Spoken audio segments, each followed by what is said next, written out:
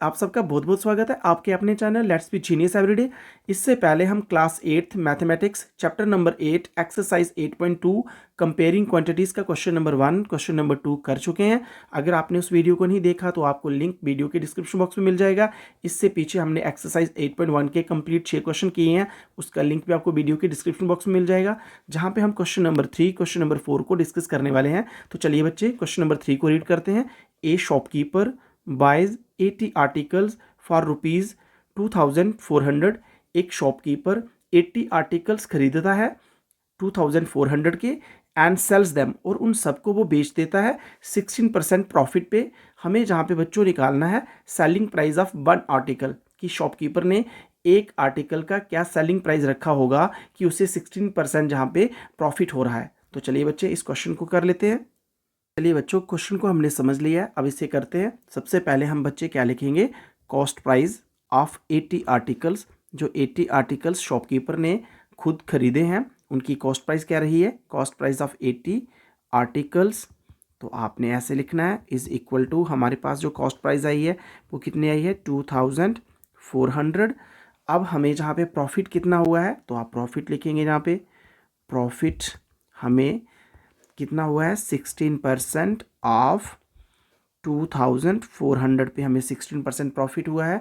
अब बच्चों आपने जहाँ से प्रॉफिट निकालना है तो 16% को अब बच्चे कैसे लिखते हैं 1/100, ऑफ की जगह हम इनटू लिखेंगे और जहाँ पे हम 2400 लिखेंगे, जहाँ से 2 से कैंसिल हो जाएंगी। थोड़ा सा आप जहाँ पे देख सकते हैं, उसके बाद पी जो हमारा प्रॉफिट है वो क्या आ जाएगा 16 × 24। जब हम इसको मल्टीप्लाई करेंगे, मल्टीप्लाई करने के बाद हमारे सामने जो रिज़ल्ट आएगा वो आएगा 384, जो हमें प्रॉफिट हुआ 80 आर्टिकल्स को सेल करने पे। अब हमारा जो सेलिंग प्राइस रहेगा वो क्या रहता है बच्चों, आपको पता है सेलिंग प्राइस ऑफ 80 आर्टिकल्स, तो उसका क्या रहने वाला है, तो आपने कॉस्ट प्राइस प्लस प्रॉफिट को आपने ऐड करना है। तो कॉस्ट प्राइस जो भी होगी प्लस जो हमें प्रॉफिट हुआ है, तो जहाँ पे आपको पता ही है जो कॉस्ट प्राइस थी उनकी 2400 उनकी कॉस्ट प्राइस थी और प्रॉफिट हमें 384 हुआ। अगर हम इन दोनों टर्म को प्लस करें, प्लस करने पर हमारे सामने क्या आएगा 2784, जो कि 80 आर्टिकल्स का क्या रहने वाला है सेलिंग प्राइस रहने वाला है। लेकिन हमें क्वेश्चन में पूछा गया है selling price of one article. अब जहाँ पे आप देख सकते हैं जो कि सेलिंग प्राइस ऑफ 80 आर्टिकल्स क्या था बच्चे, सेलिंग प्राइस ऑफ 80 आर्टिकल्स, तो वो हमारे पास आया है 2784। तो अगर हमें वन आर्टिकल का सेलिंग प्राइस निकालना है तो उसके लिए आपको क्या करना होगा, selling price of one article. तो वन आर्टिकल का आपको सेलिंग प्राइस निकालने के लिए जहाँ पे 180 इसके डिवाइड में आएगा 2784 डिवाइडेड बाय 80। अब जहाँ से बच्चे आपने क्या करना है 2784 को आपने 80 से डिवाइड करना है। जैसे ही आप डिवाइड करेंगे, डिवाइड करने पर आपके सामने जो रिजल्ट आएगा वो रहने वाला है 3400। जैसे ही बच्चे आप इसको डिवाइड करेंगे 80 से तो आपको रिजल्ट क्या मिलने वाला है ₹34.80 पैसे आपको रिजल्ट मिलेगा। इसका मतलब selling price of one article, एक आर्टिकल उस शॉपकीपर ने ₹34.85 का 80 पैसे का बेचा होगा। इस तरीके से आपने इस क्वेश्चन को निकालना है। चलिए अब हम क्वेश्चन नंबर 4 को देख लेते हैं। ये बच्चों क्वेश्चन नंबर 4 को देख लेते हैं। इसमें क्या कहा गया है, जहाँ पे आप देख सकते हैं the cost of an article, किसी चीज़ की कीमत 15,500 है, ₹450 वर स्पेंट ऑन इट्स रिपेयर्स, और 450 रुपया खर्च करना पड़ा उसकी रिपेयर करवाने पे। If it is sold for a profit, अगर फिर भी उस आर्टिकल को 15% प्रॉफिट पे हमें बेच दिया, find the selling price of article, हमें बताना है कि हमने उसके सेलिंग प्राइस क्या, कितने सेलिंग प्राइस पे हमें उसे बेचा होगा। तो चलिए इस क्वेश्चन को कर लेते हैं। चलिए बच्चों क्वेश्चन को हमने समझ लिया, अब इसका सोल्यूशन करते हैं। तो इसमें आपने बच्चों सबसे पहले लिखना है cost price of an article. एक आर्टिकल की जो कॉस्ट प्राइस दी गई है वो हमें कितनी दी गई है बच्चों, ₹15,500 500। अब क्या होता है बच्चे, जो रिपेयरिंग की कॉस्ट है ना वो भी हमें कॉस्ट प्राइस में ही ऐड करनी है। तो जहाँ पे हम देखेंगे जो रिपेयरिंग की जो हमें कॉस्ट पड़ी है तो उसे भी हमें जहाँ पे ऐड करना होगा रिपेयरिंग।